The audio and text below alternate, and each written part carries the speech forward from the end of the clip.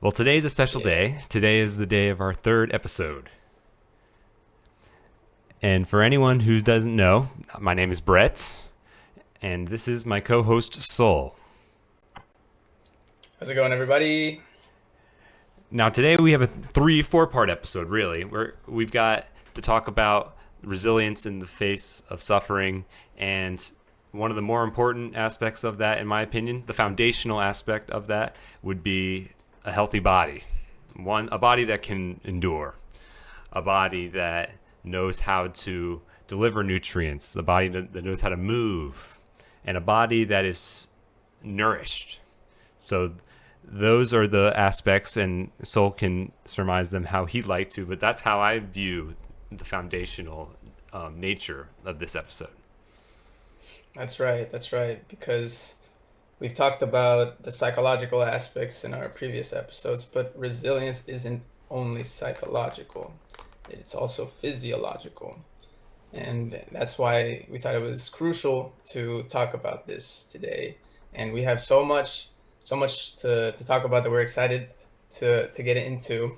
So I want to start by telling you that your body remembers everything, even things your mind has forgotten. So, emotional pain doesn't just affect your mind, but it actually gets imprinted in your body, right? Your body stores like the memories of your entire life, right? Your body keeps the score, but it also holds the tools to help you rise above the challenges. So, in today's episode, we're going to show you how four systems, your breath, your fascia, your movement, and your nutrition, shape your ability to face hardships, recover faster, and stay grounded through the chaos. And that's, I love the way you put it a little bit better, and that the body keeps score, and not that it's about winning or losing, but that the body remembers. And I think your allusion to that, and I'm excited to hear you talk about fascia, because that's one of the things I think about when you're talking about keeping score, not just the obvious. But Mm-hmm. we want to start in order that makes sense. So I think the first of the four we have is to talk about is breathing. A broad subject, but one that we have a direction to go with. Yeah, I think this one is one that gets overlooked sometimes. Like in the health world, you hear about, well, you have to exercise and you have to eat healthy, but no one's telling you you have to breathe correctly. And like breath is the only process in our body that it's both automatic and voluntary. So what that means is that is the bridge between your body and mind, your conscious and your unconscious or subconscious, and between stress and ease, because your breath is going to be um, deeper when you're calm, and it's going to be more shallow when you're anxious. That's And true, but I also want to interrupt and say I was thinking using the bathroom is also a conscious thing and unconscious.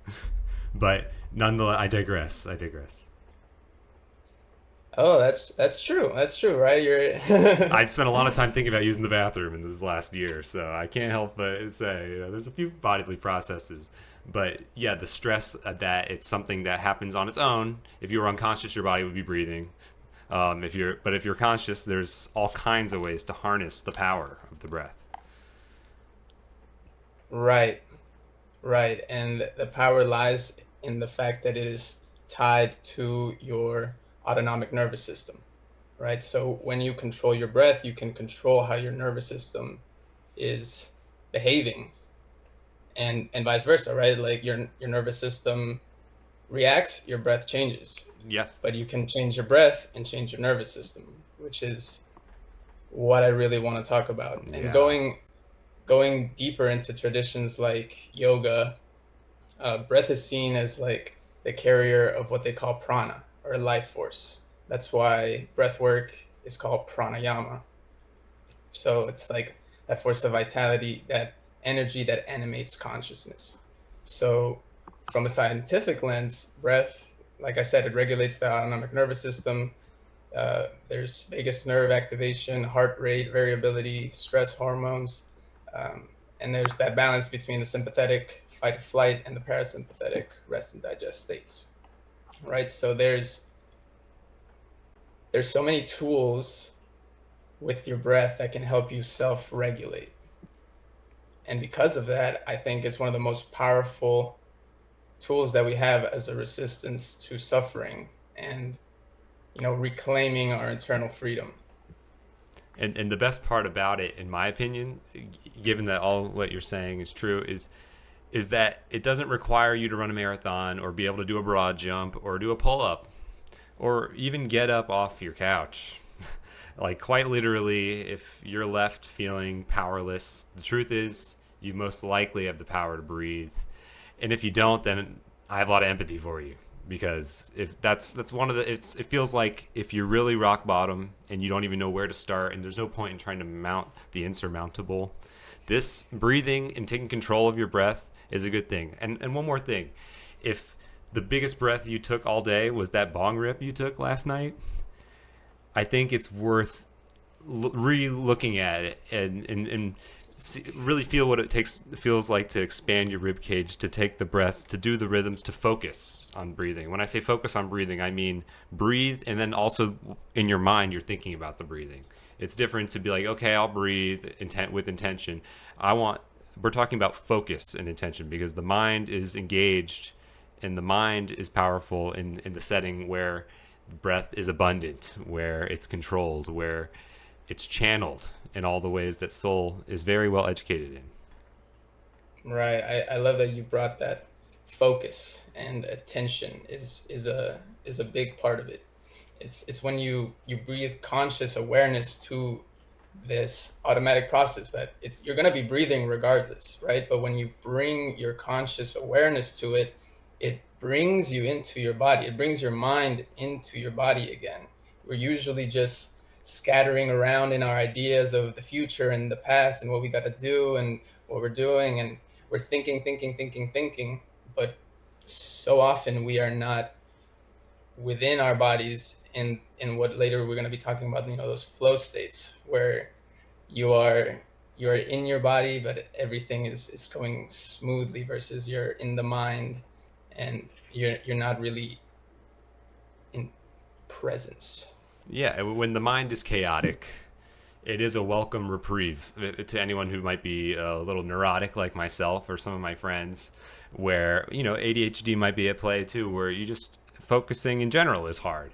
But when you're in a quiet room, when you put yourself in a place where you have nothing to do but be with yourself and your own feelings, which can be scary, your breath is there. Just think about the breath. Just don't worry about what you have to do after this. Set a timer. Agree with yourself. Sign a fake contract saying, I'm going to spend the next 5 minutes, 10 minutes, 15, ideally something like 15 to 20 at least. But if you have 20 minutes, and you're really willing to do it, and you want to make a change, that's a great place to start, especially if you haven't taken some deep breaths, or if you can't remember the last time you took more than a couple deep breaths in a row. That's right. That's right. So how should I get started if I'm trying to get started here and I feel lost? Where do I go? What do I do? All right. So the most basic form of pranayama is diaphragmatic breathing. So if you want to try this out with me, it's a pretty simple process. You can put one hand on your chest and one hand on your belly. You want to relax your shoulders, and you want to focus on when you're breathing in, you only want your belly to rise. So you're breathing in through the bottom instead of like through your chest, right? So you're pulling in air down like from Belly your gut. breathing. Yep. The diaphragm is doing the power, is what. That's right. And then, exhale. And you want it to be slow and smooth, right? And what this does, it'll reduce your cortisol, it'll activate the vagus nerve, can improve your digestion, lower blood pressure, and decrease anxiety and rumination, because you're grounding, right? You're returning to your center, and it can help you feel safe in your body. So go ahead and take some deep breaths, and the longer your exhale is, the more calm you're going to feel. So if you do like a 3 to 4 second inhale and a 6 to 8 second exhale, within 2 to 3 rounds, you're going to feel calmer. And if within 2 or 3 rounds, you're not, and if you're still thinking something along the lines of "this is stupid, this is pointless, I have bigger problems to worry about," you're probably doing it wrong. At first, maybe you're thinking that, but be open. We encourage you to be open. That's the best way, because this is also not only a bridge to your body, but a bridge for your mind to connect with itself on a higher level. Speaking on the terms of meditation, which is kind of where we're going to some extent. Breathing is a big part of meditation, and something we haven't exactly dove into meditation. There's so many ways to do it, so many ways to practice it, but all of it involves breathing, centering around the breath. Yeah, yeah. A lot of those basic practices are just focus on your breath. Like that is your a lot of meditation practices. There's a focus of Focus. meditation, like something you're trying to set your mind on, whether it's staring at a candle or just noticing your breath. And every time you realize your mind is wandering or you're thinking about something else, you practice returning your focus to that candle, to your breath, to just, the sensations in your body or to the sounds that you're hearing. It, And meditation, I think at its core is it's that practice of focus, of you being in charge of where your mind is going, and you noticing that your mind goes on and on and on and on and on and on and on and on and on, and that is its nature. But you don't have to hop on the train of thought, as they say, right? You yeah, could just watch the train watch go it go by. by. Let it go by, in fact, and that maybe every single day you hop on the train with a, maybe not so willingly, but very willingly at the same time. And to be Right. able to let the train pass is harder than it sounds for some people rather than others. But before we go deeper into meditation, I want to say a couple things about breathing on a scientific level, the oxygen component. You're talking about breathing in the belly, the diaphragm helping with the breathing. Those are muscles. And there's also muscles in your back that have to work. And the sheer truth everyone knows, like oxygen provides the energy to the muscles, provides energy to the brain, the nervous system. Your body is running on oxygen. And if you've ever wondered, like taking shallow breaths, if you ever wondered how much oxygen you're getting, you know it's enough because you're not dying. But the truth is that's a variable you can influence, you can train. Um, how well you can take breaths, how much air you can take in. There's a metric called VO2 max, actually, which really just stands for velocity of oxygen. And that's measured in how efficiently can your blood vessels, can your heart, can your lungs deliver nutrients to where they need to be. And that's something that is a big variable. Athletes have a higher VO2 max. That's more training and a different chapter. But I just wanted to show you something. When I was in the hospital sick, they focused on these a lot. And essentially, it's a way to measure how Oh hard you yeah. can inhale, and it has some resistance to it. And you're supposed to, and it raises to a certain number. And your ability to All raise right. it to a certain number, and because they were very concerned, if you're weak and you can't breathe in enough oxygen to really sufficiently provide nutrients to your body, you're in trouble in the long term in general. And it's not a threat, it's more just to emphasize how important it is. And to leave you guys with the statistic, as the stats guy, the brain in the human body is about 2% of mass estimated, but it takes up 20% of the oxygen estimated. I mean, it depends on if you're exercising or not. It's all kind of a distribution, but 2% of your body weight taking 20% of your oxygen should tell you a thing, that your brain is a computer, whether or not it's a machine. And if you're not providing it with the oxygen it needs, or as much oxygen as you can give it, essentially, it's not operating at the highest capacity it could be operating at. Just a theory if you feel like you have brain fog, and brain fog is a multifaceted issue, but it's a good idea to make sure the pipes are working, being your blood vessels, which we'll talk about the blood vessels more later. That's right. That's right. And yeah, man, you mentioning that reminds me, like, we're gonna be talking about movement and exercise and runner's high, but I also want to stress that you can get that same runner's high just by sitting and doing quick breaths, like as if you were running, and that oxygenates your whole body. Like you can see, like with those little things you can put on your finger that like detect how much oxygen is in your blood. You can get that to rise a couple percentages just by doing some deep breathing, quick in and out. So there's a lot of quick and easy benefits for something that you're already doing. All you have to do is put your awareness onto it. And there's there's so many different kinds of these techniques, and I encourage everyone to do some research, because depending on what you're looking for, if you like, you were just talking about your respiratory system strength, there's one called like the ocean breath, where you're actually narrowing your throat while you're breathing, so it kind of sounds like, and I think that's why they call it ocean breath. And it's long and smooth and textured, but what that does is it strengthens your respiratory system, because you're making it harder for air to go through, so it strengthens your diaphragm. That's true. I actually And I want to cut you off there just because some people want a device that they think they need something that to help them train, even though the ocean breath, like you're saying, will do just that. There is something called the O2 trainer. It sounds like voodoo, but it's really something you put up on your mouth and it constricts the air. It provides resistance, and it actually trains the muscles of the diaphragm and the back, all the muscles involved with breathing.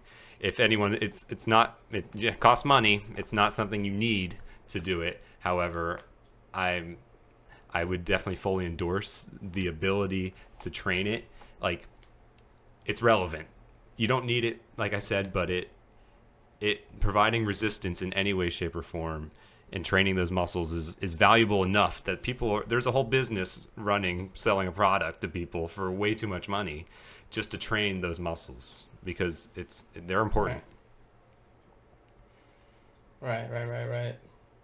And just in case anyone hasn't heard this already, I feel like box breathing or square breathing has become more, like I've heard about it more nowadays, but um, I don't know if everybody knows, but I think it was popularized because um, Navy SEALs are actually taught this method for their emotional control, to Wow. stay calm under stress, because it stabilizes your nervous system, it reduces overwhelm, and yeah, you're To regulate to emotion be through breath, and the fact that, Navy SEALs, some of the most well conditioned, most disciplined, and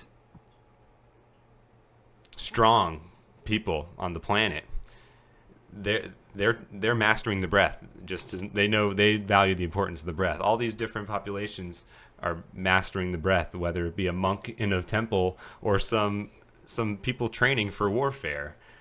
They have that in common, that they both see the importance in breath.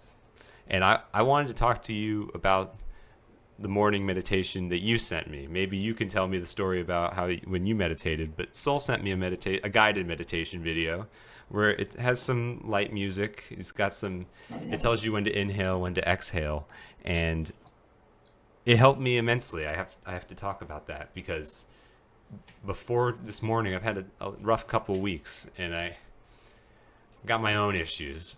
I'm a work in progress like everyone else. However, this guided breathing, when I put the attention aside, and I didn't do it perfectly, and I was beating myself up at first because, well, dang, like I need to focus and get the most out of this, and I realized I was missing the point. The point is to just breathe as best you can, like just be as present as you can, and just do it as best you can. And what ended up happening is I was able to channel my gratitude. I was able to start thinking about just being grateful for the day, something I had lost sight of. And it feels bad when you lose sight of that, because when you stop being grateful, you're feeling the opposite of grateful, whatever that might be. Maybe it's some kind of entitlement, maybe it's some kind of woe is me. But to feel grateful at the end of a breathing session is the turnaround I needed in order to start the day with positivity instead of negativity and entropy. So I really actually owe you a thank you for the beginning of my day being as bright as it is, and the sun's out, and I'm thankful to see the sun. So I owe Soul the thank you for the nudge I needed. Man, I'm glad you tried it out, and I'm glad that you got those positive results from it. And that's kind of like the last thing that I wanted to talk about, like the holding of breath in breath work. Like the box breath, it has, 4 second inhale, 4 second hold, 4 second exhale, 4 second hold, and then you inhale. And it's funny. My uncle is a pranayama instructor, and he does yoga, Of course he and is. Yeah. he's the one that like introduced me to it. Mm. And it was funny enough. He was like, "I'm gonna teach you about pranayama today," but he's like, "But we were both smoking marijuana at the time, so he was like, "Do you want to smoke before we do this?" And I was like, "Oh, sure.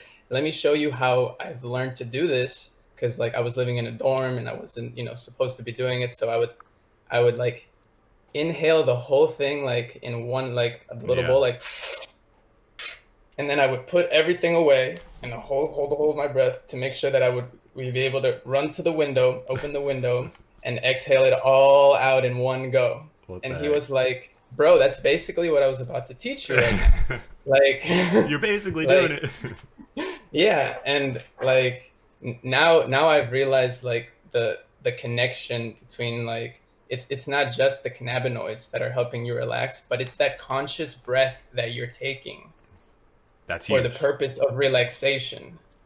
Exactly. Like, You know, I'm about to relax because I'm smoking marijuana. But that breath that you took, yeah, you're intentionally breathing deeply.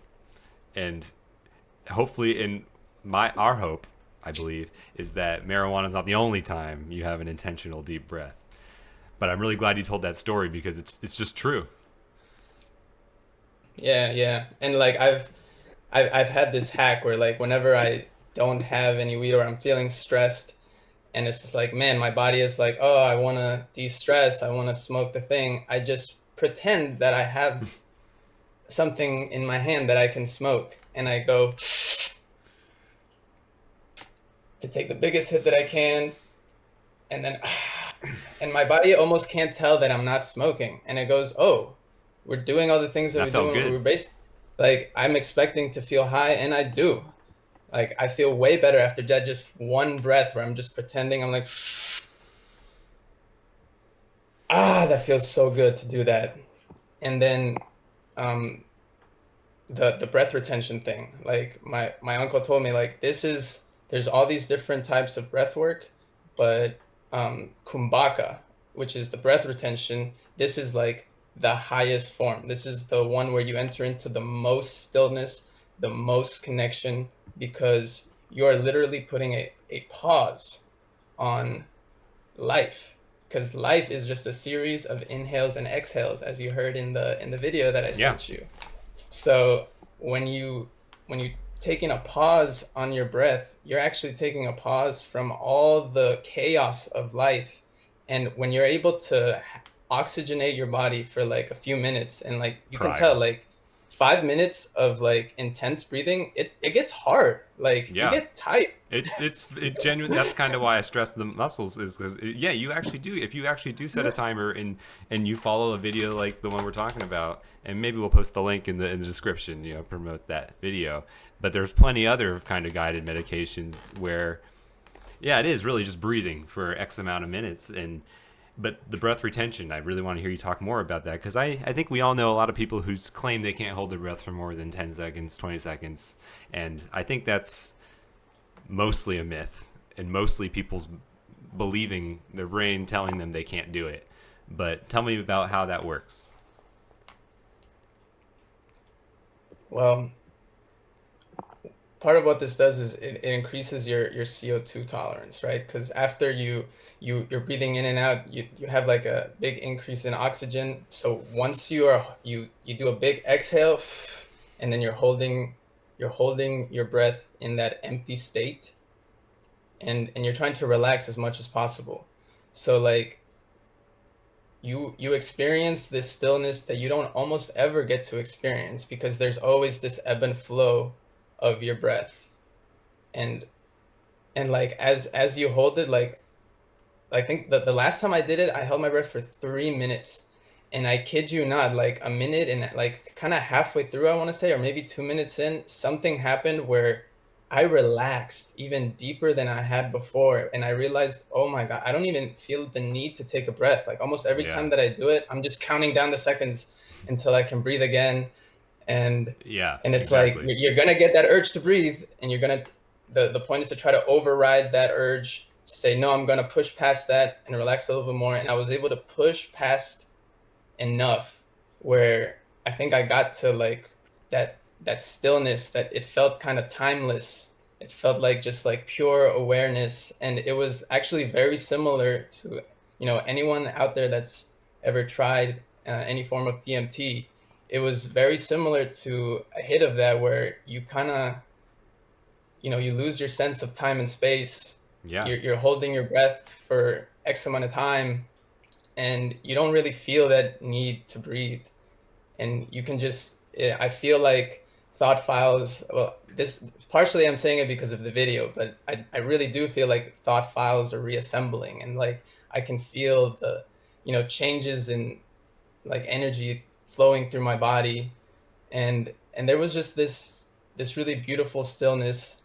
And then later when you finally take in that breath again, you it rejuvenates you so intensely, because you've let like the oxygen drop and drop and drop, and I forget the technical term for that, which it can be it can be dangerous. Like some people, you could pass out if you're not doing this carefully, or if you have certain Yeah, type of warnings. Yeah, deep breaths can make you dizzy. You want to make sure you're not walking.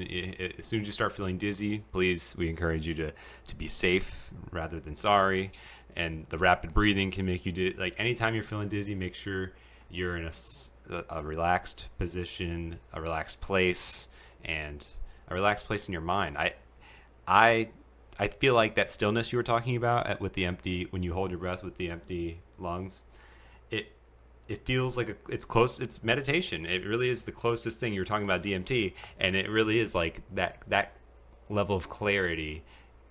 Kind of puts you. You get once you get to the other side of your body saying breathe, breathe, breathe. Once you get past that, it is a place where your brain is able to clear some things up. File away. You said filing thoughts. Like I imagine little filing cabinets. Like they're going everywhere. I need some organization. Like to be still, put a pause on life, as you said it's very empowering. And I wasn't able to do it as well as you, I don't think, but I was very close. I was able to.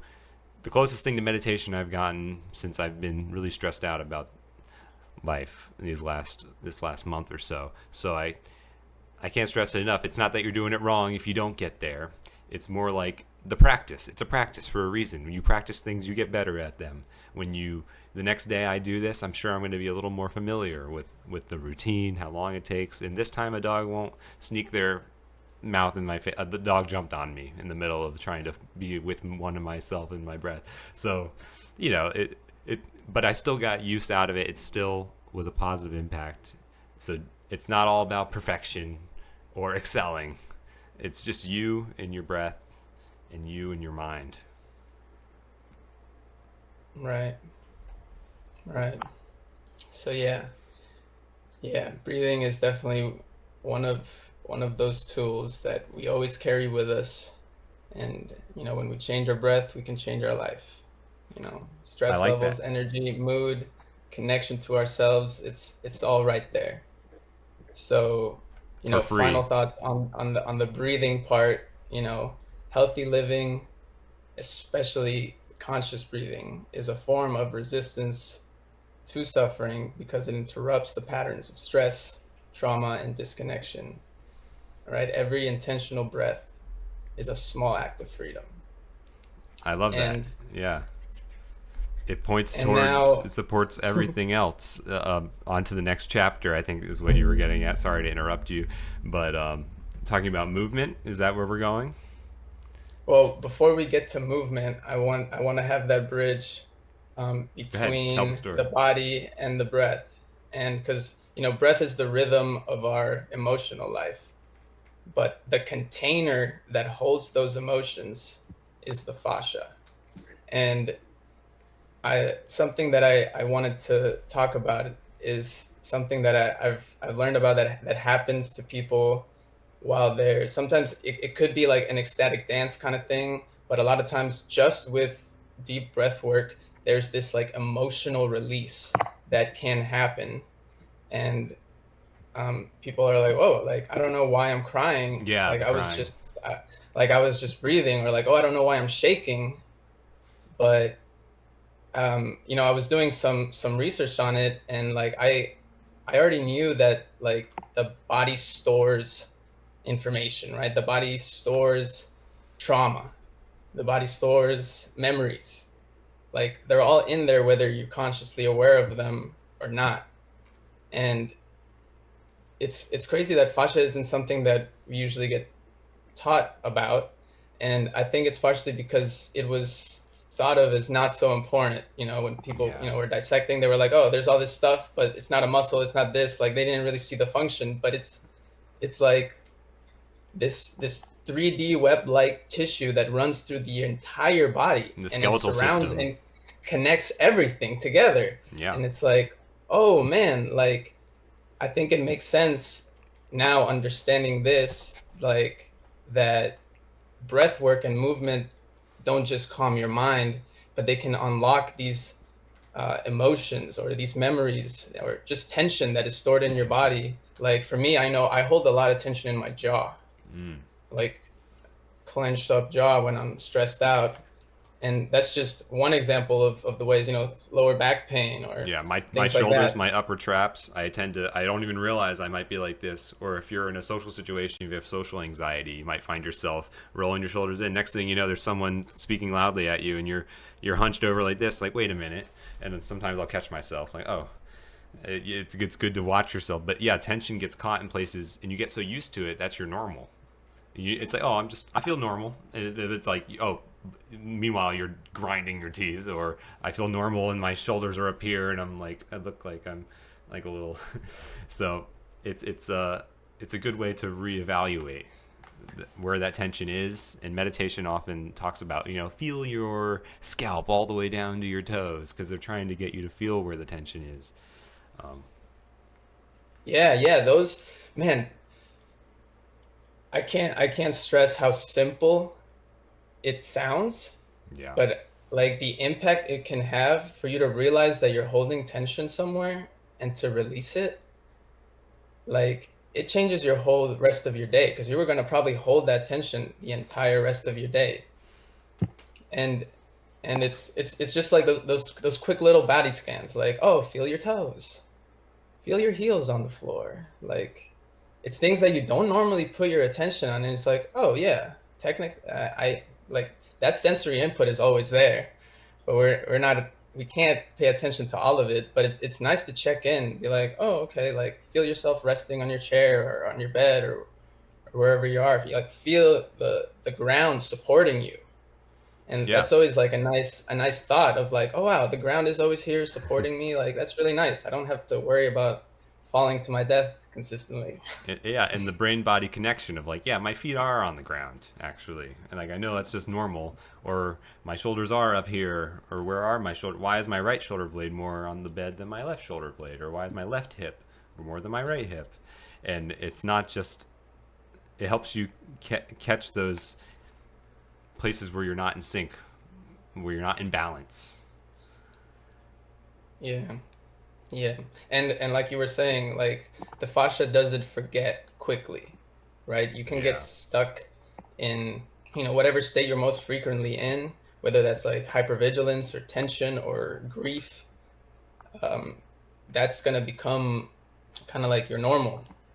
So because you're holding these states physically, you can, and that like we were saying, the clenched jaw, a tight chest, Hmm. neck tension, shoulders, Yeah, perhaps all of all of these that. things. If you've ever cried for more than a few hours or for most of a day, I think anyone can talk, or we encourage anyone to share their experience. But I've been quite exhausted. It's like I've been laying here all day. How am I in so much pain? And it maybe you think it's because you didn't move around all day, but quite literally the the tightening and the clenching and the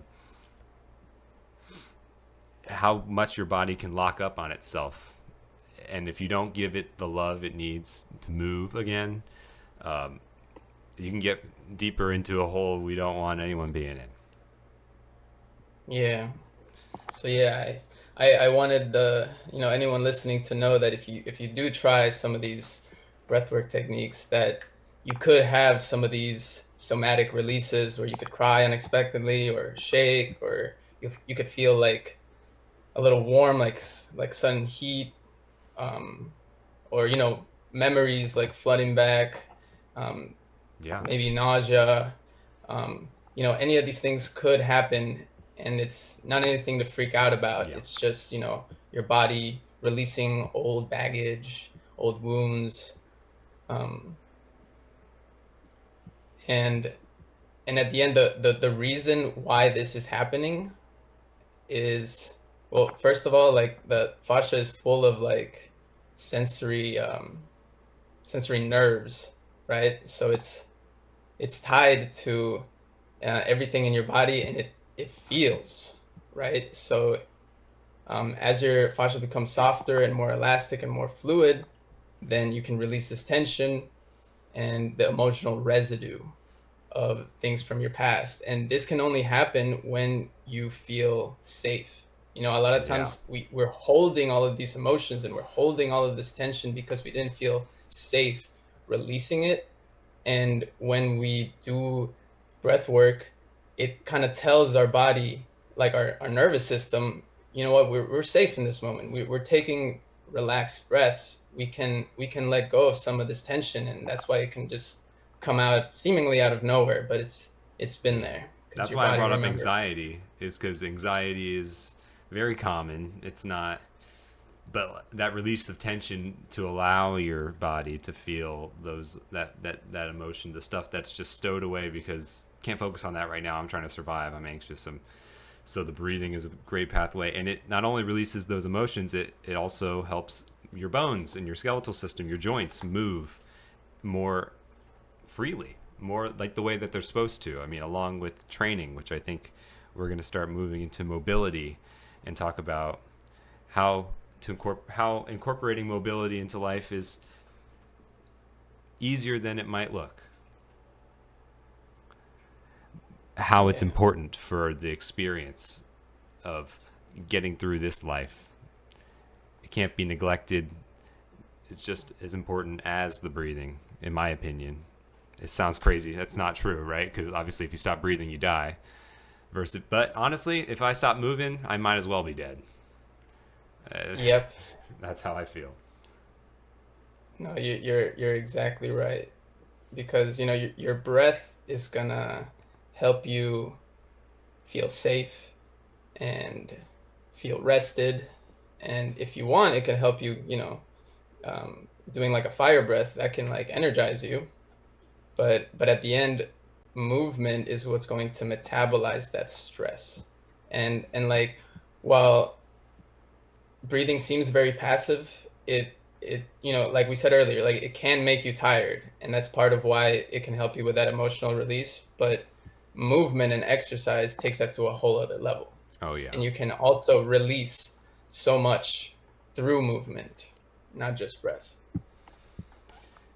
Obviously they're tied together, but yeah, but yeah, they're tied together, and so but it's good to start with breathing because the better you can breathe, the better you can move is also true. So when we start yeah, talking it's about it's your fuel. when we talk about moving, I had a few things that jumped out to me about trying to move. I have a story I want to tell.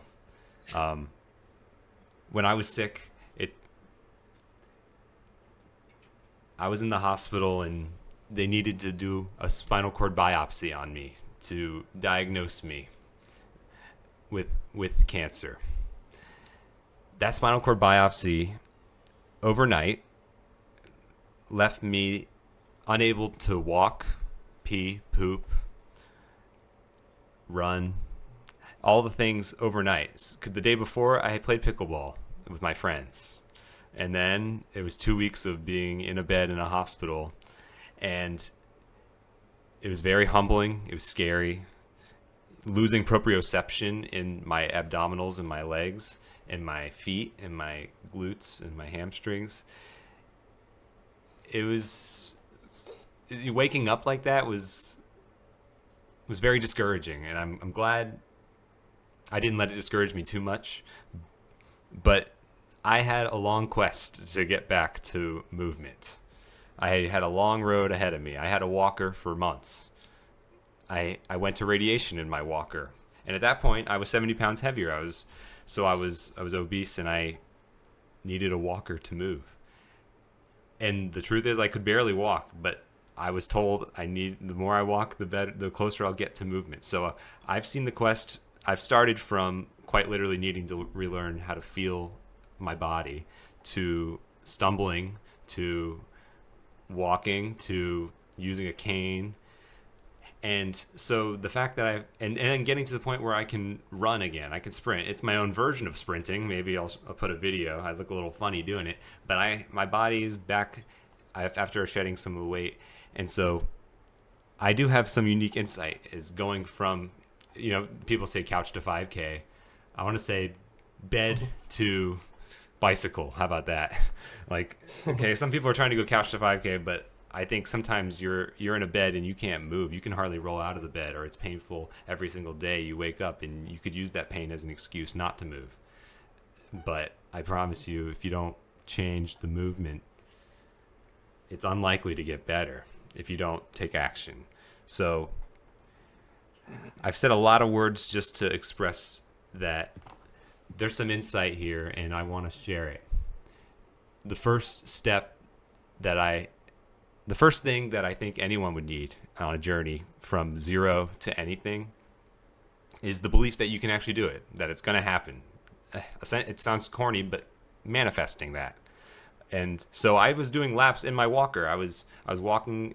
I was living for 2 months, looking up at my ceiling in my bed, and then the only exercise I was getting was walking from a sliding glass door to the front door, and that was probably about 15, 20 feet. But I did that as many times as I could, until I could finally get to a place where I had my arms above my head on one of those door frame pull-up bars, and I was doing split stance. I was just kind of doing like half lunges, just anything to feel my torso move again.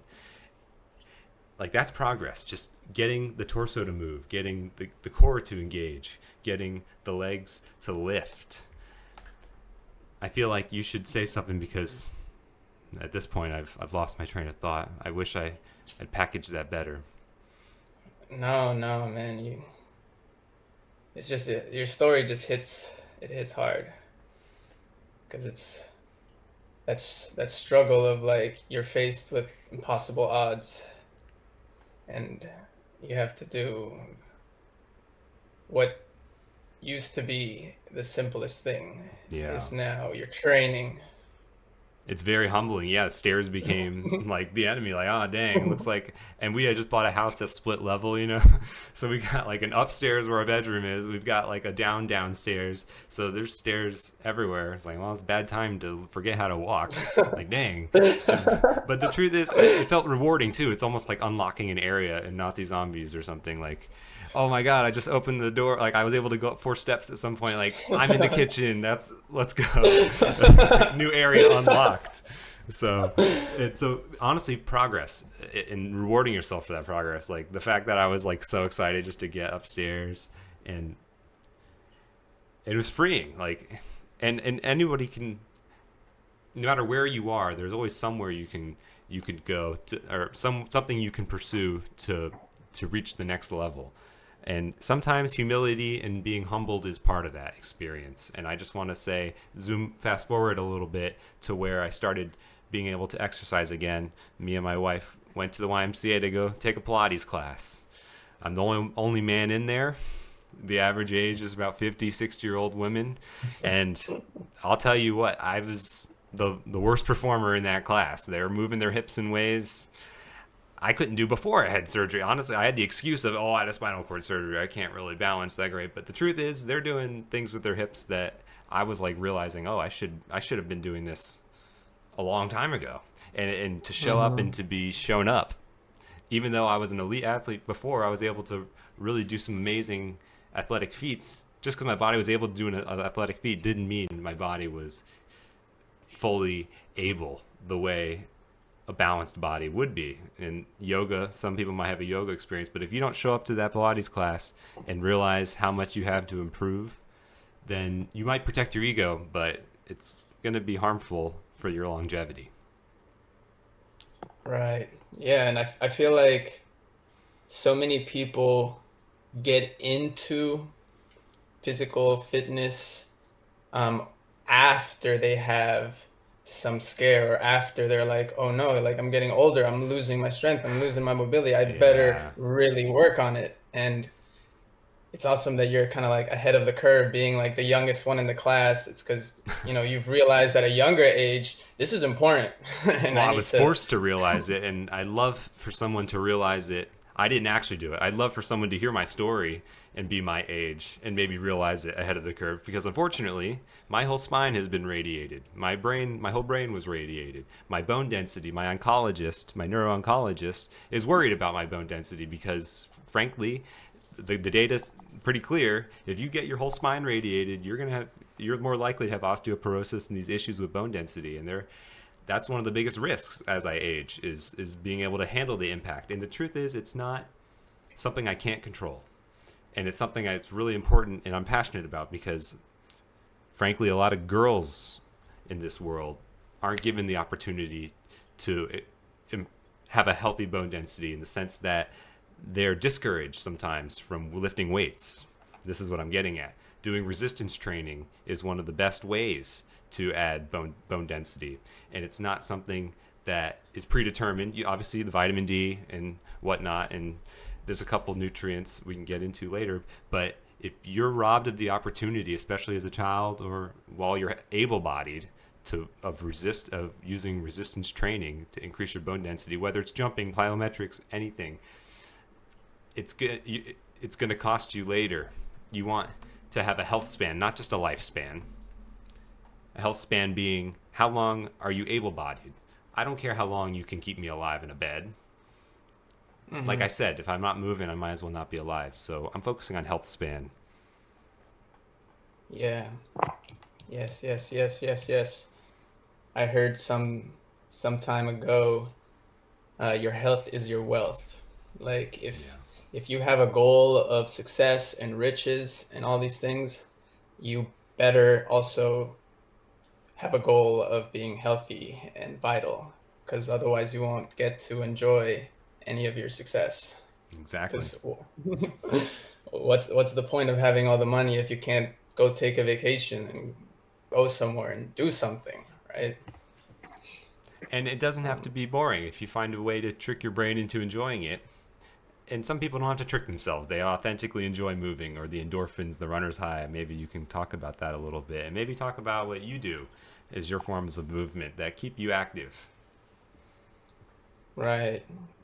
And there's so much here to talk about, because there's like, I guess, 4 or 5 ways that I can like categorize different types of movement. You got the resistance training, weight training, right? This is going to help you build confidence, inner stability, enhances your metabolic health, um, and it symbolically it represents like your inner strength and boundary setting. Like, you're centered, you're strong, Yeah.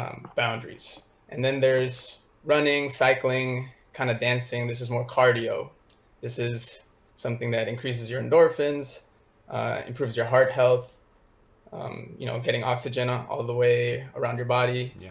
And I feel like this is more like representative of freedom and momentum and release, right? And then we have flexibility and like functional movement, right? Like there's a difference between the people that want to be as buff as possible, and then they can't scratch their own back because Yeah. their muscles are so big. And Yeah. then there's the people that like want to be able to move around in ways that almost seem like, oh, did you get possessed by a demon? Yeah, if Like, you've how seen did you do anybody who can do that? calisthenics, you'll know exactly what Zol's talking about. The calisthenics is really the mastery of the body weight. I admire anybody who can do any kind of calisthenics. Yeah, I value the mobility aspect of it, and I have a background of doing gymnastics, so it was just natural to enjoy moving my body and like being upside down and doing handstands Yeah. while also like having flexibility. Like, because to be a gymnast, it's a marriage of those two. You can't do the skills if you're not strong enough, and your body can't move through, like, you won't be able to have good form if you're not flexible enough to do it. So, that's functionality and movement. And to me, that like it represents like balance and grounding because it's the connection of mind and body, movement and breath. I love that about yoga, Yep. which like when you get into the more advanced things of yoga, like you're also doing strength. Like holding those poses Yeah. is harder than it looks. And then at the same time, you're working on your flexibility, your range, and you're focused on your breath. So it's like a movement meditation. And I just love how it connects you. As your body moves up, you're inhaling. As your body moves down, you're Yeah. exhaling. And the more and more you do it, the more it becomes kind of effortless.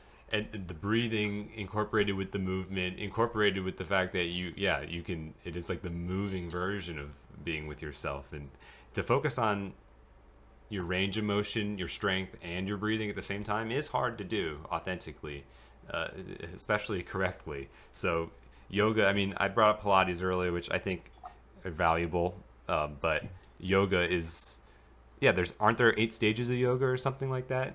You're more familiar with it than me. Yeah, well, the term yoga Yeah. technically means like to connect. And the 8 stages of yoga is, one of those stages is that physical yoga. And the other stages of yoga are more also, it's also kind of like the eightfold path of the Okay. Buddha. And like the highest one being bhakti yoga, which is like service to others Mm. and and seeing God in everyone. So you're like basically serving God all the Yeah. time. Okay, so it's a lifestyle. It's deeper than I even realized. Yeah. Okay. Um, So let's not speak wrongly on the stages of yoga, but the first step, hard enough as it is. Yeah, yeah, but yeah, with this is I forget what it's called, but yeah, what the West sees as yoga is only one of the 8 stages of full yoga, which is like, it's Exactly. like a full mind, body, spirit philosophy of how to live life, right? Um, in the West, it's just a way to stay healthy. Yeah, it's cool and hip. And forgive me, anyone in the audience who might be looking at me like, how does this guy not know? And like, give me some No, and grace. I feel like most people don't, and for the longest time, I didn't know. Yeah. I didn't know until I met people that were like, well, technically, yeah, like this is Kriya yoga or whatever yoga, like that's the movement one. But then there's this yoga and that yoga and that yoga, and this is for the mind, this one's for the this is for the that. And I'm like, oh, okay, Well, karma yoga, this yoga. that's kind of the reason why I had thought to say that is because I invented something that I called stump yoga, and Oh yeah. it's yeah, it's an injustice to the 8 steps of yoga. Maybe I'll call it something else, but I want to talk about this because the stump is a key part of what got me back moving the way I wanted to move. The sun is really giving me trouble. I feel like I should adjust this. What do you think? If it's hurting your eyes, yeah, I'm you're looking okay quite bright. as long as you can see me. But Yeah. but anyway, this stump in my backyard I created because it's probably this big around, a very tall, skinny, relatively skinny. It's a tree, and I cut it down, and it felt great. It felt I was angry that day. I was really fed up with my circumstances, and I really just went at this thing with like hedge trimmers, like when you really got to squeeze. And I eventually cut this tree down, and it felt very triumphant. It was about chest level. It's about this high. And then so it's a pretty tall for a stump. You might be thinking of a stump at your ankles, but this is like a tree trunk. And I incorporated a sort of routine around moving with this stump, using this stump to assist me, but to enable me to get back to a place where my body is not hurting every day. So let me break it down, because it was also channeling my mentality. It was a lot of it was mental. So I took inspiration, believe it or not, from DJ Khaled. And it sounds crazy because DJ Khaled. in general, DJ Khaled, like I know him as the guy who went on Hot Ones and tapped out on like the second wing. And that's kind of embarrassing. And he's kind of got an ego on him and plenty of things. He's not a perfect human. No one's perfect. But he always talked about the haters. In his interviews, he was always talking about the haters. And it's like, who are the haters? Like, did he have a group of haters that were just... And I realized eventually that he's just imagining there are haters who don't want him to succeed, who don't want him to win, who don't want him to fulfill his life goals. And it motivates him to then to prove the haters wrong. So I was like trying to inspire myself, and I was thinking, okay, there are haters, as if I have haters, which probably at this point I do. I've rambled enough. There's probably a couple of people that have a thing or two to say about me. But the stump, I created 4 moves, and I'm going to show everybody through editing. But the first move is called Get a Leg Up on the Haters. And it's using my stump. My stump has a little mini stump underneath it, and it's a hamstring stretch. It's lifting your leg. It's a stretch.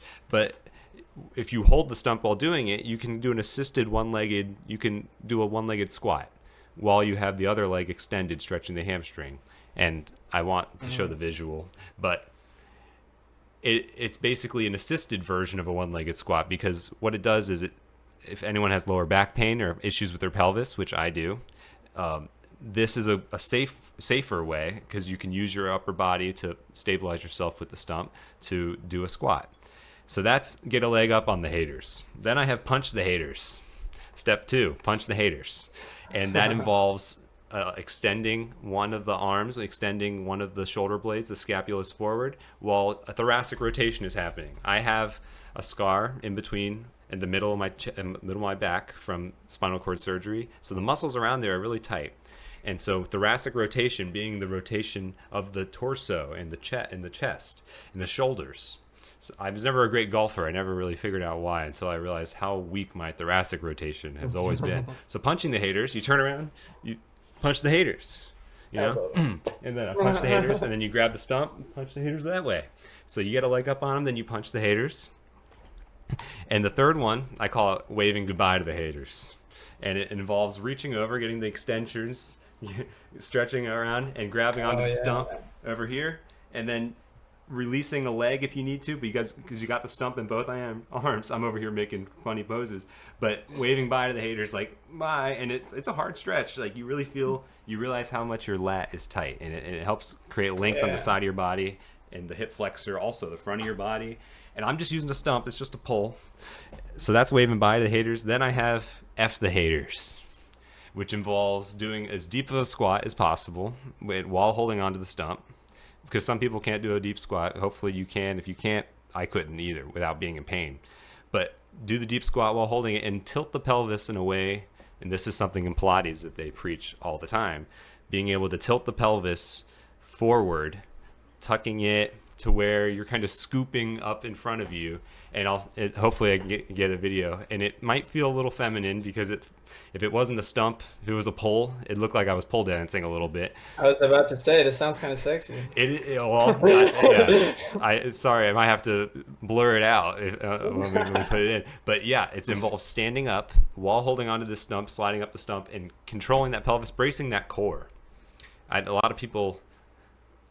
I before my surgery, I didn't have to use my core, but once I had to relearn how to walk, my core became instrumental. But being able to tilt that pelvis up and brace the core, and I say F the haters because the movement is kind of a thrust of sorts until you're able to stand up straight. You're holding on, and your whole body is extended all the way through your chest, your stomach, your pelvis, your hips, to extend your hips.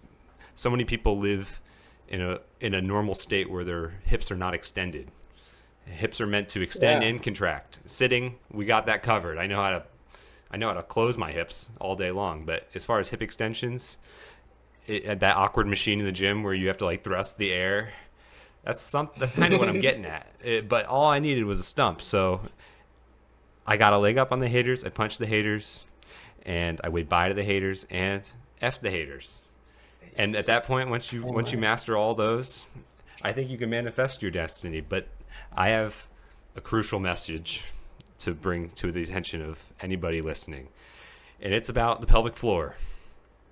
I don't know if you're familiar with the pelvic floor, but it's not talked about enough. A lot of women know about it because their mom or them themselves, anyone who gives birth, is at risk of pelvic floor issues, and a lot of women are less afraid to get help about that. But men, there's a small fraction of men who suffer from pelvic floor dysfunction one way or another, and it's kind of suffering in silence, whether it leads to Oh, lack I of didn't know. like sexual function or quite literally just the pelvis, like I was talking about lower back pain and the inability to move the pelvis the way it's supposed to. And I've suffered from pelvic floor dysfunction, and the statistics imply that there's more men out there suffering from pelvic floor dysfunction, but they're too afraid to talk about it, or they think it's that area between like where the feces comes out and in your genitalia. So they call that the perineum, and there's muscles there.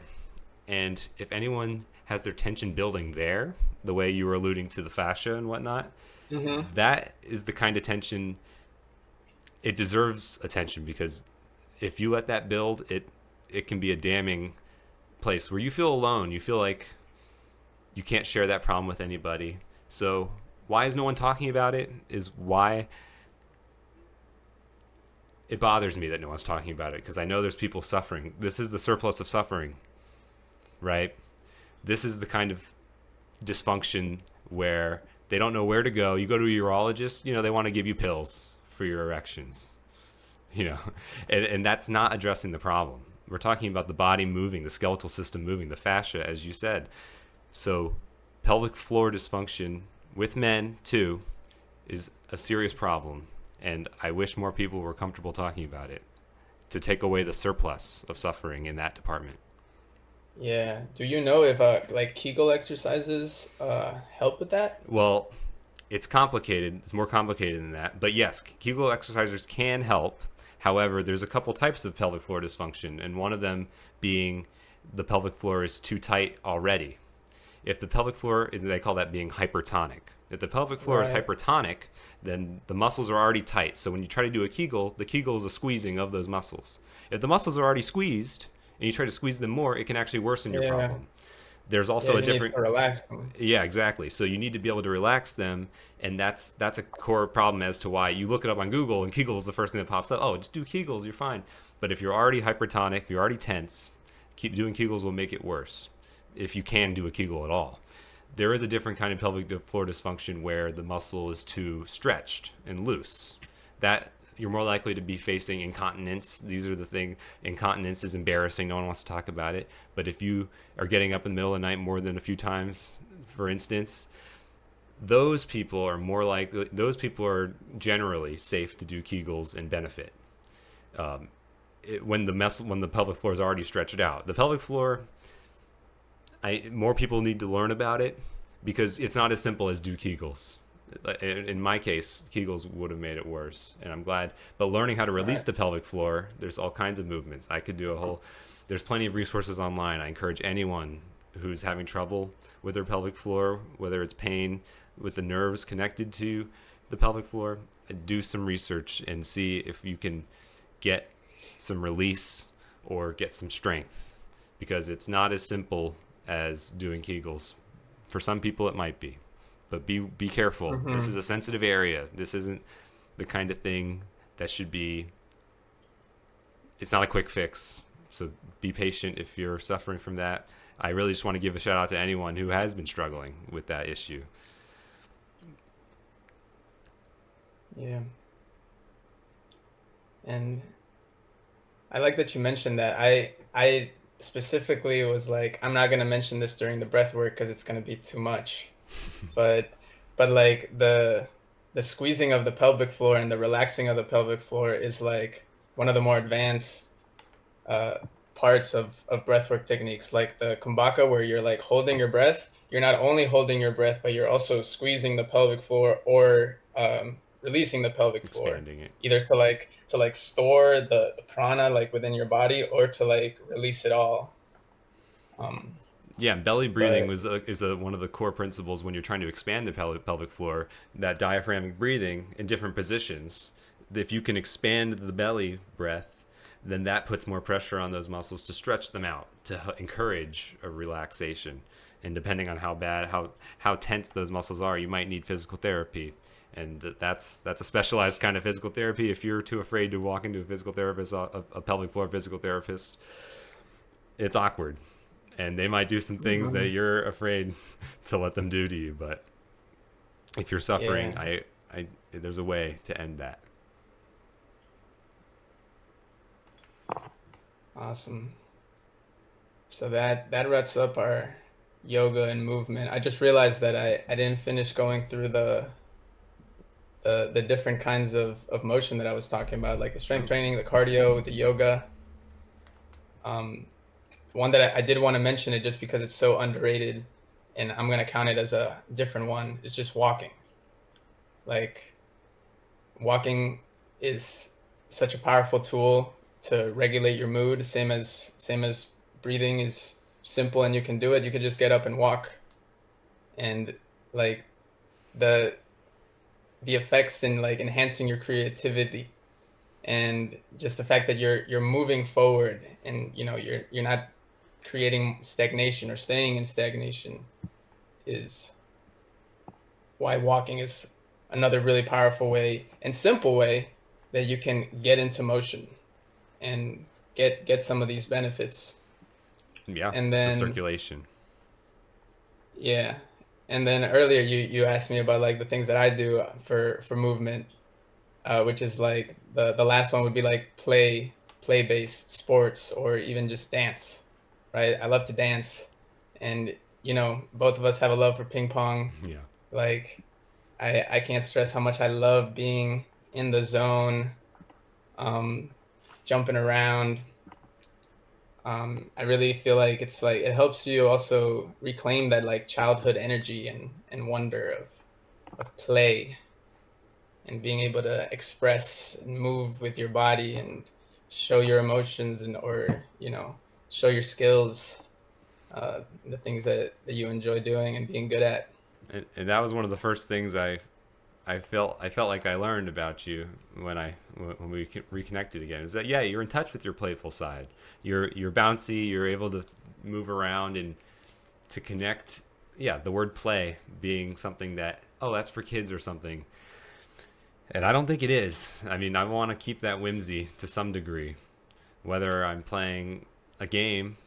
And yeah, there's some competitive element to it, but you're very in touch with enjoying yourself, feeling your body, and keeping it all in tune with each other.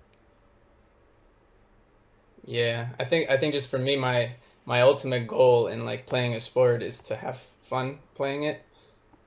So I'm just I'm just going at it with that mindset of like I'm here to enjoy this as much as possible. Absolutely.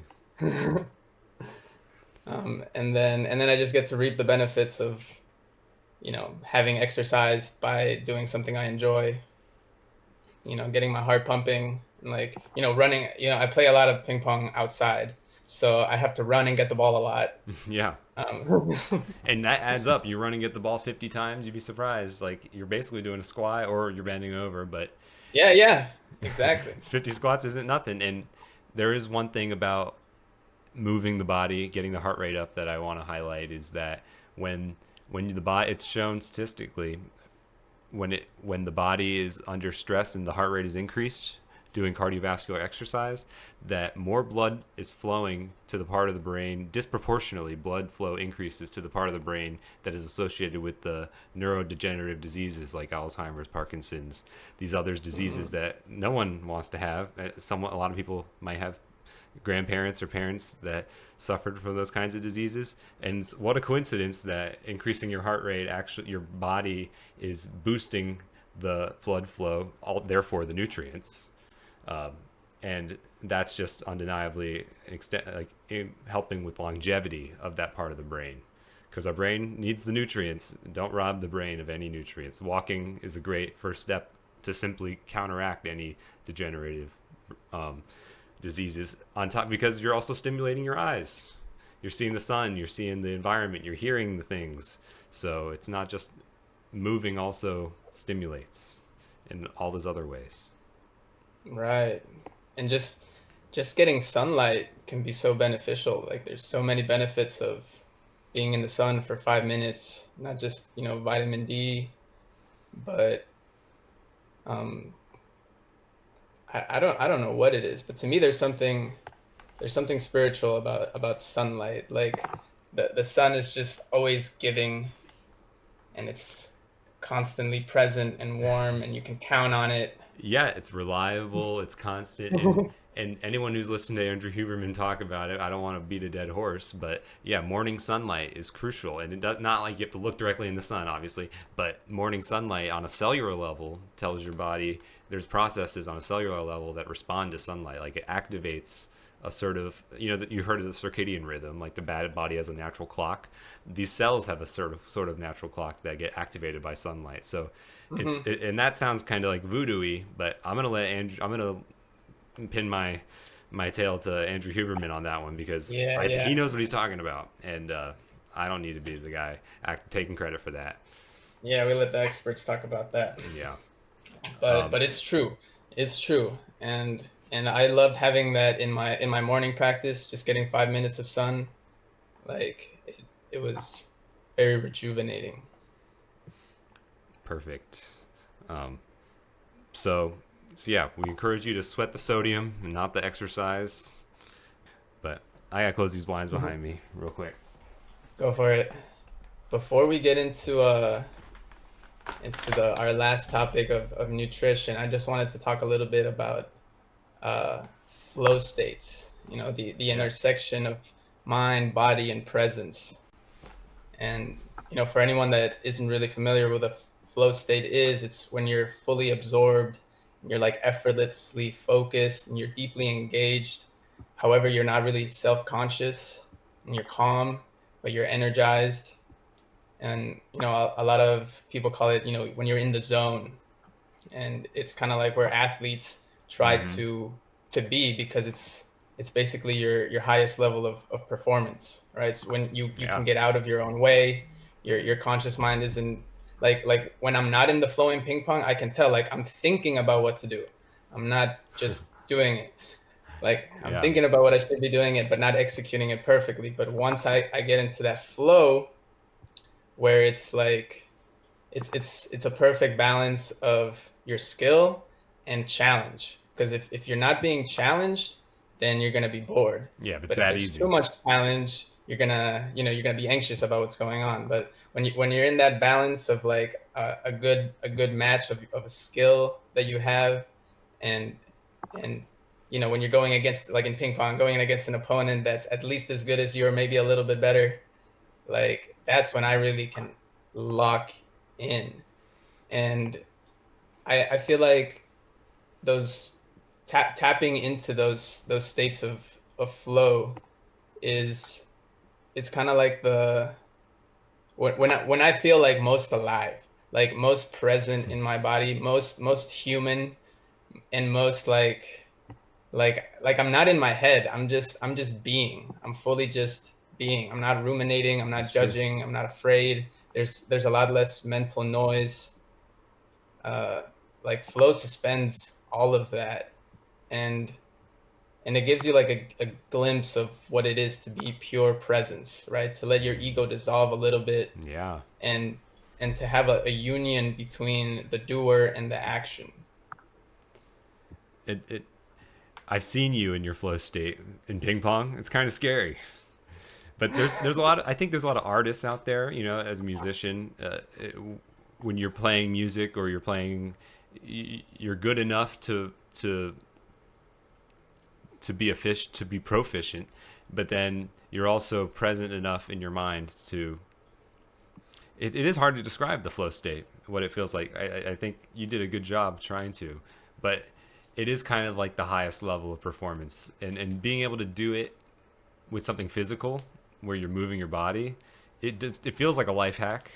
If you get to a place where you can play ping pong on a even just ping pong on a high level. I mean, in ultimate, sometimes I used to be able to, when I was really in shape, be able to enter that flow state during any kind of sport, and that's the right place to be. You're onto something if you're in the flow state. You're onto something, and don't stop. All right. Follow the flow. That's right. All right. I might need to take a little pause in between this and the next one because I gotta go to the bathroom. Good idea. All right. The one time that being hydrated is an inconvenience. And speaking of hydration,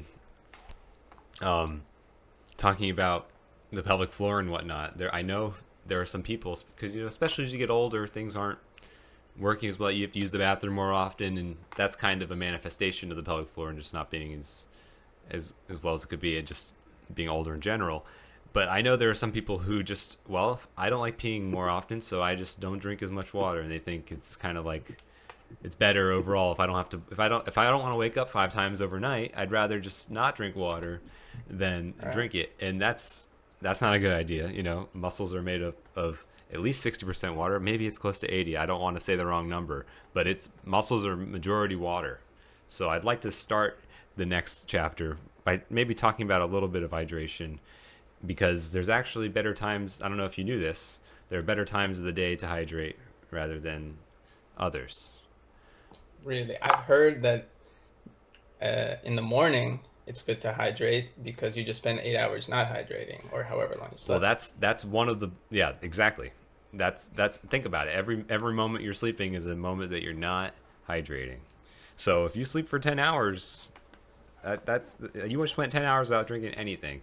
And if you put food on your stomach, it's not the worst thing ever, but it's so much more efficient to put liquids on your stomach when it's empty, because after you sleep, ideally your stomach's empty, and you're able to, when you drink it, your body absorbs it much quicker. And also the kidneys function, there's a drop off in kidney function after you're awake for about 10 hours. This is another Andrew Huberman cited thing I'm spewing out, but yeah, the kidneys don't process water, and it's not able to use as well the water when you drink after you've been up for more than 10 hours or so. So let's say you go all day and you're like, I haven't met my hydration goal for the day, and it's 8 o'clock p.m., 9 p.m., and you say, let me chug some water. Let me chug 32 ounces of water. It's actually not going to be as useful, even if your stomach is empty, as if you had done it when you woke up. That's how critical hydrating in the morning is compared to hydrating at night. And also, hydrating in the morning prepares your muscles, prepares your body, prepares your body for the stresses of the day, the movement that you're going to be doing into the day, versus, yeah, you want to get ahead of it, or the thought process of chugging water at night is just not ideal. You'd rather almost wait in the morning and focus on a new day. Just focus on the new day and get in your hydration early. If you have any control over it, because at the end of the day, we don't want anyone suffering over worrying about, am I drinking the right amount of water at the right time, or am I eating the right thing, or am I moving? If it's that chaotic, it can be just as simple as make sure you drink at the beginning of the day, and just as a rule of thumb. Yeah. Yeah, that's like the first thing on my morning to-do list. Perfect. Is drink water. And like if you're trying to build like a morning routine, I found it most helpful to start by having just one thing on the to-do list. Do that, at least 3 days, and then you can add one more thing. So it's like you've already set the stage of like, all right, I drank my water. Now you can do one more thing, go get 5 minutes of sunlight, or do some light stretching, 5 minutes of stretching. 5 minutes of stretching every morning is going to compound over time. Oh, yeah. Because in the morning, that's another thing, right? It's like you're just not moving for 10 hours if you were sleeping for 10 hours, or 8 hours. Like, That's the same logic applies to movement. And maybe that's not blowing anyone's mind, but it's good to highlight that because 5 minutes of moving starts moving the joints, starts get the blood flowing in the places where you want it flowing, because blood is nutrients. Make sure if the blood's not flowing, then you're not getting the nutrients that you need to grow stronger, to stay resilient, and to be less in pain than you would be otherwise. Yeah, and I feel like sometimes people think, well, I'm just too busy, right? I don't have time to do these things. But at the end of the day, it costs you more time to not do these things because doing these things helps you be more focused, more productive, and in the end, it's going to set you up to have a better, more productive day where you get more things done than if you hadn't done it. Yeah, and that's easier said than done. You're right. There's so many people who are very busy, who are taking care of kids, who have people that depend on them in order. And it's hard enough getting out of the door on time and getting to work on time. And not to worry about this. It's just being able to block off your time, 5 minutes here, 5 minutes there, for whether it be stretching or whether it be a quick set of squats. I used to do wall sits in the bathroom of the office I worked at, and that was kind of a silly thing to do. But it was just I was sick of not moving. It's just at some point something has to change. And yeah, maybe you genuinely don't have time, but if there's anyone who's got any hacks that were able to squeeze in exercise, movement, breathing in a way where it incorporated into a busy schedule, I would encourage anyone to share, because that can help somebody. If someone might be just, you might be surprised at how much, like you said, you can serve better. You can those people can depend on you longer, better, if you're able to take care of yourself in these ways. And we firmly believe that. Yeah. You got to choose yourself first. You got to put the mask on before you can help others. Exactly. And like these are all the like non-negotiables of, if you want to be able to enjoy a free life where, you're not dependent on someone else for moving around or, you know, going to get groceries like because of a lack of mobility. Whenever you can strengthen this, you should take that opportunity because it's like I don't know, it's if you don't choose health for yourself, then subconsciously you're choosing to not be healthy. You're choosing to have expensive medical bills, And I think even that's though you're that's a not. hard message to convey, that it's a choice, because yeah, if you're not choosing to live healthily, or to, because you were talking about getting groceries, people getting groceries for you, and that goes back to health span versus lifespan. It's like, yeah, you might be alive, but are you able to do those things? Are you able to live on your own, sustain yourself, and not depend on somebody else for as long as possible? You want to be able to get up out of that chair without any assistance. You want to be able to get on the ground, play with your grandkids. That's what I'm thinking about, or at least that's what I had been thinking about. So when it comes to the longevity and the health span, that's why I want to talk about glucose a little bit in regards to nutrition. I don't think we ever said it, but nutrition is the third, or is the last chapter of this podcast. And when I was thinking about glucose, there's so many things you could say, but I wanted to highlight a couple things that might not be as well known about glucose. And when you eat food, your body turns the nutrients into glucose, which goes in your bloodstream, and your body releases insulin to then curb the glucose spike or increase. They call it a glucose spike, but what you eat determines on how quickly your glucose level rises. And this is glucose in your blood, energy in your blood. So everyone knows, or a lot of people understand, that when you raise the glucose levels too often, too frequently, your insulin sensitivity gets affected, and then you're more likely to get diabetes later and not produce your own insulin. That's obviously a risk we're all trying to avoid. But I want to highlight glucose in a different way that's not talked about enough. Is that when there's ample amounts of glucose in the blood chronically over time, it's going to create damage in the I think they're called the endothelial cells on the in the perimeter of the inside of the blood vessels. We're not just talking about the heart. We're talking about the blood vessels themselves are more likely to get damaged because it's carrying nutrients, glucose, more often than it's designed to. And so when those cells get damaged, they're more likely to then build up plaque from the nutrients that you're eating. You know, people, it's like you watch out with your diet. They tell you not to eat saturated fats and stuff because it leads to your arteries getting harder. The truth is, it's more about the glucose buildup in your blood vessels, because your blood vessels aren't designed to carry glucose all the time. Is the truth. I'm not telling people to starve themselves. I'm not telling people they need to lower their, like, just keep an eye on it because it's relevant. Because when things build up in those arteries, then they're more likely to harden and become more rigid and less flexible. That means they don't dilate when you're exercising. You're not able to transport the nutrients the way you need to.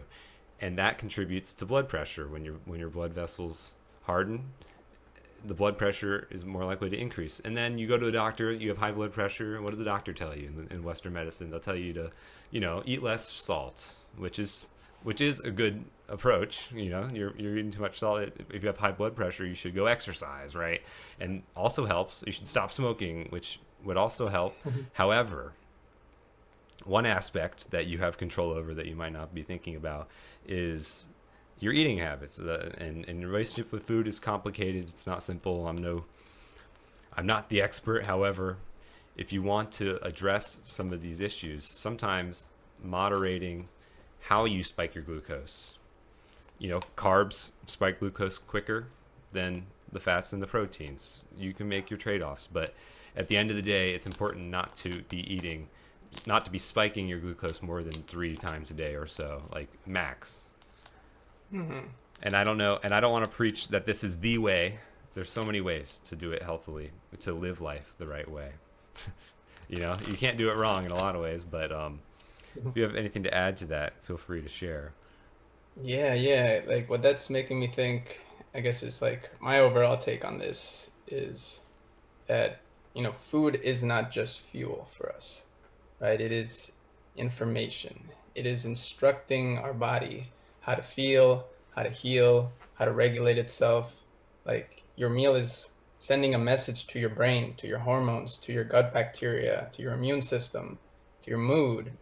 Like just like breath and movement, healthy eating is a form of resistance to suffering because you're refusing to let stress, trauma, or societal pressures dictate your eternal state, right? And nowadays it's, especially in America, it's hard. You have to kind of go out of your way to not be eating a lot of processed sugars, because it's in almost everything that comes in a box is going to have on a processed sugars and a bunch of stuff that just we know that it's not good for us, but we still buying it. The companies lobby to make sure that they're staying in business. Yes, we're talking about And processed oils. We're talking about the simple carbohydrates. Whenever you see enriched flour, for instance, we could go on and on about that. But realigning what this podcast is about, being the surplus of suffering,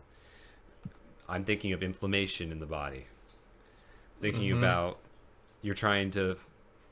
there might be people out there who are stuck in a loop of inflammation. Maybe you don't have the means. You think it's too expensive to eat healthy.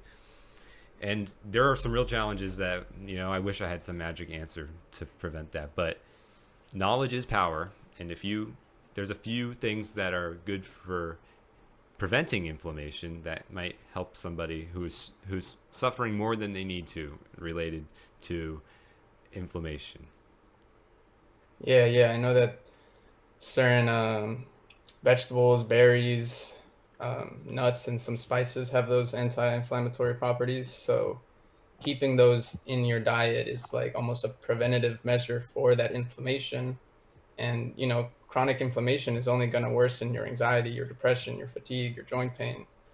Yeah, So absolutely. And so things like omega-3s are great for your blood vessels and your heart. Salmon would be, and maybe salmon's not the most expensive thing, surprisingly filling. I have a crustaceans poster behind me.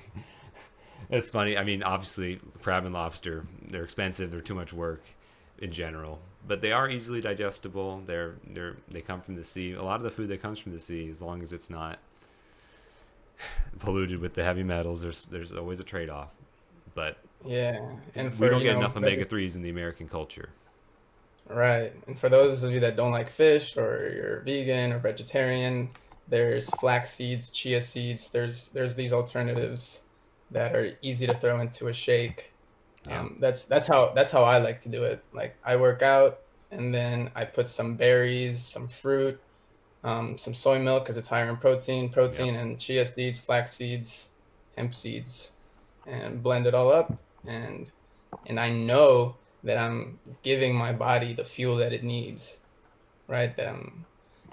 Um, oh yeah, I put some cinnamon on it. I've heard turmeric is an yep. Turmeric. anti-inflammatory, Yeah. Oh so yeah. Well, can't forget the turmeric, the lemon, the ginger. There's so many different aspects of this, and we met a guy in the street who was preaching to us about cayenne pepper being good oh for your yeah. metabolism. You never know. And we're not the best guys in the world. We're so sporadic. We're talking about all these things, but I love that you had a great example of a vegetarian um, option of that's high. You're providing your body what it needs, and you're sticking to your principles or your values if you're trying to avoid animal products or just your footprint on the world.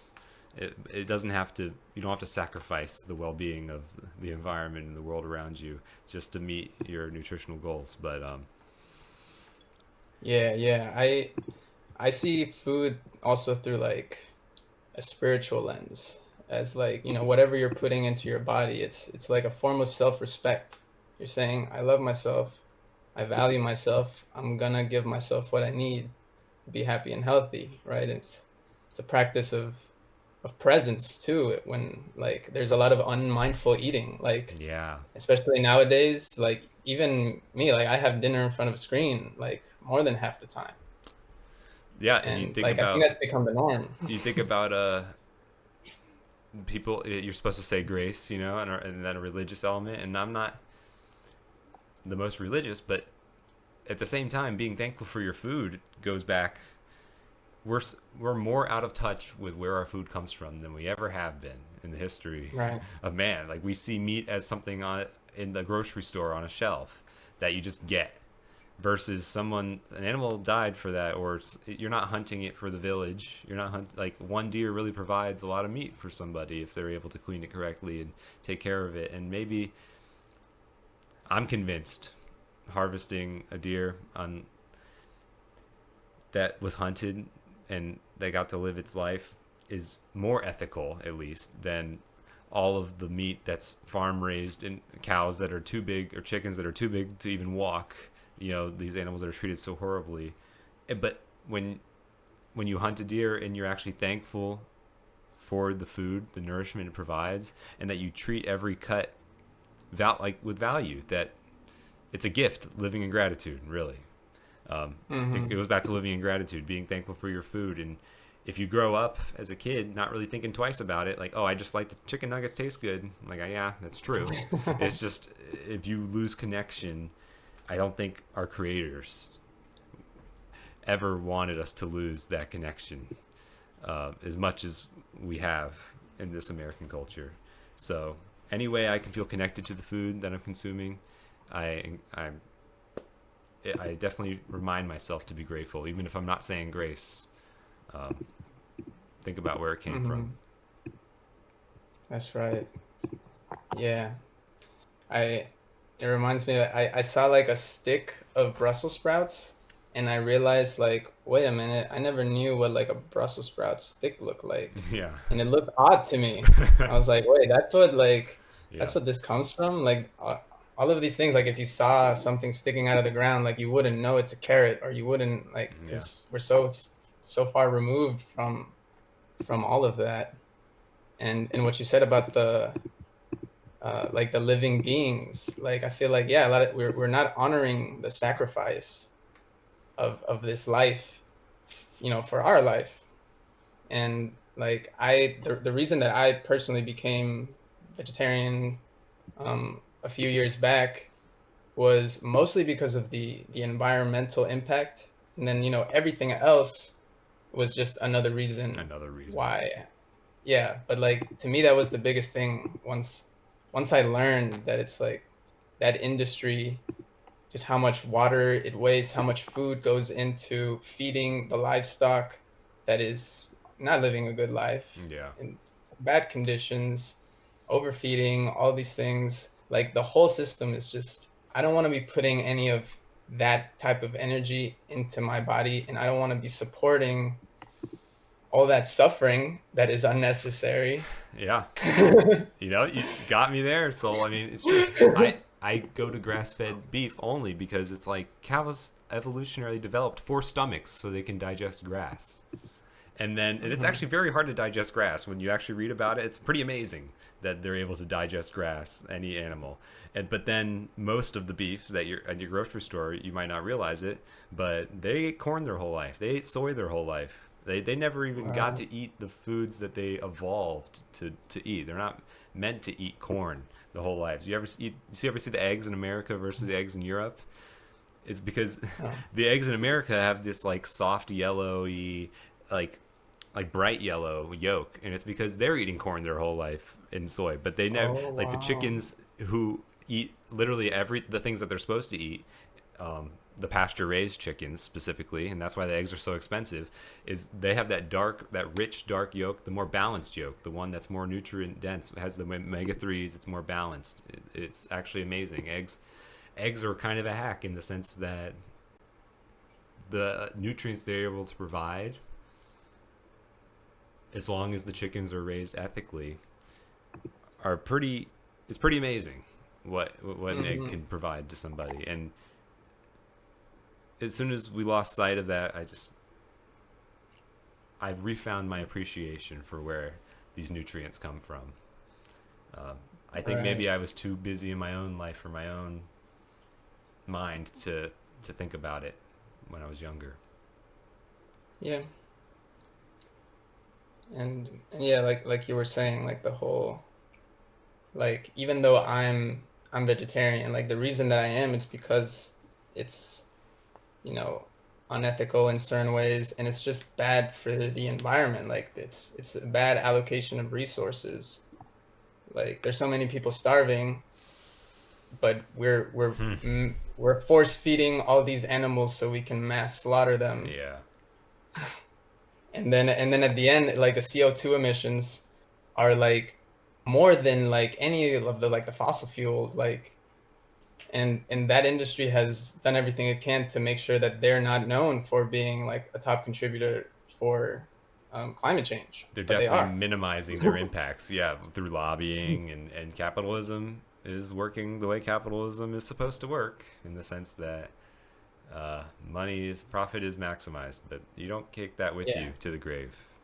yeah, but all that to say is like, if I'm with my uncle and we're at his ranch in Texas and there's like an overpopulation of deer, like if we shoot a deer and then we do all the work, like I've never done it myself, but like if that's the way like the meat is presented to me, then it's like, okay, yeah, there's nothing wrong with this, and Yeah, like I'll thank the deer for giving its life so that we can live ours and all that. But like I'm not opposed to that. Or like you catch your own fish. It's like, okay, it's not being held in a farm of fish where they can't move around and like all these things. And exactly. Yeah, like wild caught sockeye salmon is an ethically sourced fish. Um, Sockeye salmon is pretty tough. It's pretty tough to have to farm raised sockeye salmon. It doesn't really exist actually. That particular kind of mm, salmon. If you have sockeye, it's almost got to be wild caught because of the way that they live, and the versus the other, like you're talking about fish farms where they're all, tilapia are able to sustain themselves on their own poop. They're able to eat their own poop. I don't know if you've ever seen. fun fact. Yeah, it's pretty amazing. Tilapia is the most affordable fish. You might think fish is good for me, but it's like, I don't know, the tilapia. Good luck winning me over on tilapia. Yeah, Wow. Yeah, you are what you eat, and if that's what it eats, interesting. Yeah. might feel that way. Yeah, That's funny. But yeah, at the end, you are what you eat is a thing that we hear a lot, but I feel like we kind of get lost of like the real impact of what it's saying, right? yeah, Like your body is your temple. So how are you building your temple? Are you making it out of straw? Mm. are, you, Yeah, are you like you were building it out of wood? talking about berries and stuff. It's like blueberries aren't that. Blueberries are kind of are have so many antioxidants, and it's not gonna break the bank typically for a blueberry, at least. Oh yeah. Oh yeah. And I always see it as like, you're saving yourself. Like, not just medical bills in the future, but your time, your energy, your presence. It all comes down to what what are you feeding yourself? Because like, it doesn't matter if you're moving a lot and breathing really well if your gut biome is Yeah. trash. And the gut biome is a whole another complicated subject, but we know that it's influenced over time, and it's not something that you can change overnight or develop overnight. Like one bad meal is not going to screw it all up, but one good meal is not going to fix it all up either. And that's, like I said, it's so complicated. But I actually have a story I want to tell about that before you enlighten us with what you have to say about the microbiome. I actually looked at becoming a fecal donor. Have you ever Oh, heard of I this? I've heard about all that. Yeah, yeah, Yes. yeah. So there's actually they do fecal implant or not implants. What do they call it? Yeah, I don't know what it's called, It's but not. you're You can basically donate your shoving someone else's poop in yeah. Someone else's your butt. feces gets put your lower intestines, up your, into your body, and it's supposed to create a better microenvironment because the feces that they put up your butt are actually from somebody with a really diverse and healthy microbiome. And so there aren't that many of those people, especially willing to donate their feces. So I was like, let me see if I meet the criteria. And I was looking because they actually pay you a lot of money to to put it in a bag and freeze it and everything. It's really Hmm, weird. I was like, hmm. this isn't a. I mean, that's a lot of money. Like I don't remember the number, but it was enough to where it's like I would do it. And so then I Yeah. went to apply. I went to apply, and the questions they were asking blew my mind. They wanted to make sure I'd been active for almost all my life. I've been a healthy weight all my life, and that I had not been eating processed food for almost all my life. And it was Right. like to the point where it's like, well, they were like, when you were 8 years old, were you eating these things? And it was like, well, yeah, I was eating cereal, or I did have some Swiss rolls, or I was eating these. It's like they didn't that you're excluded already if you, and so Hmm. that's how strict they are, and it just reflects how far off we are from what is ideal for our bodies. Right. So if anyone meets the criteria, share in the comments because you should flex on them. That the people are willing Yeah. to pay for your poop. That's when you know you made it. Yeah. Yeah. And if you're that healthy, go donate some poop. Help someone with their gut microbiome. That's true. Yeah, do your part because I definitely didn't Yeah. make. I didn't meet the criteria. I'll be honest, but Yeah. I at some point, yeah, I was like, man, I want to make some extra money, and I was looking at it, and like that came up, and I was like, also like, like, do I want to poop into a bag and freeze it? Like, I'm gonna get paid though. But then, yeah, I was looking at it and I was like, oh wow, you basically have to be like an athlete yeah, to be able to qualify. the perfect human. Yeah, the perfect specimen, the perfect poop. But and I don't know too much honestly about like the gut microbiome, but I what I have learned is that it is deeply like your mood is going to be deeply influenced by your gut health. And I saw that it was something like 90% of serotonin is like produced in your gut, What? which I was like, what? Yeah, I had no idea. But it's those kinds of things that help you realize how important it actually is, right?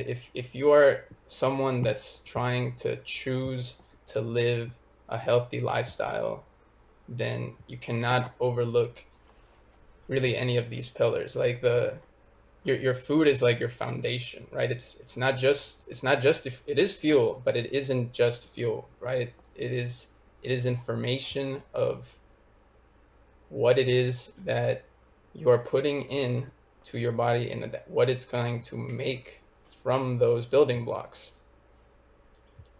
There's And so you do many not want, bacterias that live yeah, in your gut, and like I said, it's too big to really break down. But in general, fermented foods, whether it be like kefir, yogurt, if you digest dairy well, kefir and yogurt, I would recommend. But then things like sauerkraut or kimchi, uh, yeah, kimchi, all kinds of tempeh, things. If you can think of any other fermented foods, sauerkraut. but there's those the goal is to have a diverse microbiome. So if you're the kind of person that's eating the same dinner every day for 10 years because you like it, there aren't that many people. But if you don't have a diverse diet, you won't have a diverse microbiome. I think that is enough said. As a general rule of Variety. thumb, you know yeah, try not to eat processed foods and try to eat a variety. Yeah, yeah, in a nutshell. In a nutshell. a, var- a variety of things that come from the ground in a balanced way, That's right. and drink water in the morning. Okay, how do we wrap this up? Well, we've touched on a lot of different things, right? We have the breath, which can help you regulate your nervous system, alter your mood immediately, help you relax or give yourself some energy, get some mental clarity and focus, connect with your body. Um, Exercise can help you release stress, strengthen your resilience, and um, not just release stress, but release those pent up emotions and Empower you. expressing yourself. Yeah, empowering you. And your nutrition is what's going to nourish your body and your mind body connection. So together you can create a foundation of emotional freedom through these different pillars, because nutrition is a resistance to suffering, because you're saying I refuse to live in survival mode, right? I choose to support my mind with what I eat. I honor my body enough to feed it what it needs, right? Like when we eat for nourishment, we're not just fueling our body, we're fueling our clarity, our stability, our mood, our capacity to meet life with strength. So every intentional meal becomes a quiet declaration that I'm worthy of feeling good, right? Same Absolutely. with every breath, every conscious breath is a testament to your freedom and your You power to choose. I couldn't have said it better myself, other than I want to give some disclaimers. We talk Yes, all go those for it. things. Our relationship to food is, we know it's a little short-sighted in the grand scheme of things. It's more complicated for other people. Some people's relationship to food is more complicated and more linked to their to guilt and shame and other emotions, ones that we can't speak to and vouch for. And I just want to acknowledge that it's hard, and we don't have all the answers, and that it's going to be harder for some people than others. Um, Food can be a coping mechanism in a healthy or unhealthy way, and so we might not be the word of we not might not have the highest level of knowledge when it comes to how to get past those kinds of issues, but we I need to recognize it, because that's one of the surpluses of suffering that exists, is people struggling with food, something that you need to survive. People struggling with it on a daily basis because it's channeling unhealthy behaviors, or it's creating problems that me and you can't speak to on a personal level. And so those people deserve recognition. The people who have physical disabilities that prevent them from training and excelling and improving, those people, that's the surplus of the suffering that we don't want to see. People who feel like they can't overcome disabilities, physical, mental, and those are the people that need the empathy, that deserve the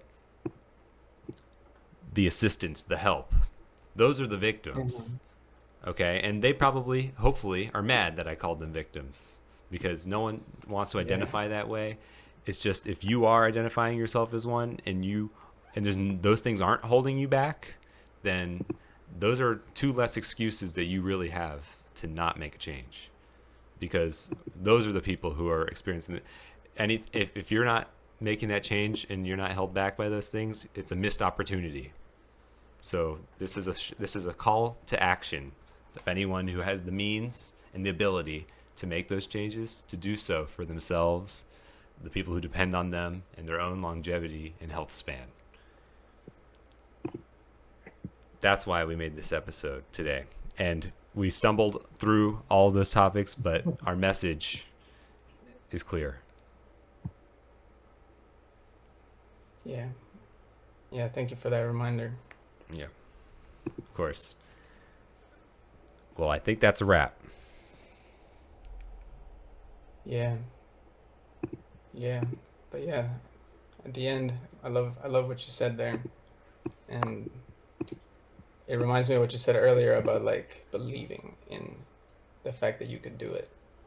Yeah, just manifesting, for lack of better Yeah. terms. But yeah, without that belief, the intention won't be there in the action.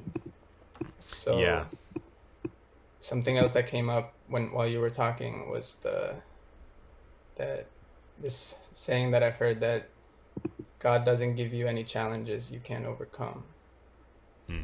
So believe that you have the strength to overcome. Yeah, and overcoming a challenge might not mean reversing some unfixable disability, but overcoming a challenge could mean living to learn or learning to live with or manage or in spite of a Hmm. disability or inability, being able to prevail and succeed and sustain. That's the power of the mind. Oh yeah. All right. Till next time. Yeah, we hope you guys enjoyed this, and we hope you get to breathe mindfully, move happily, and eat healthily. Yeah, stay moving, stay breathing, stay eating.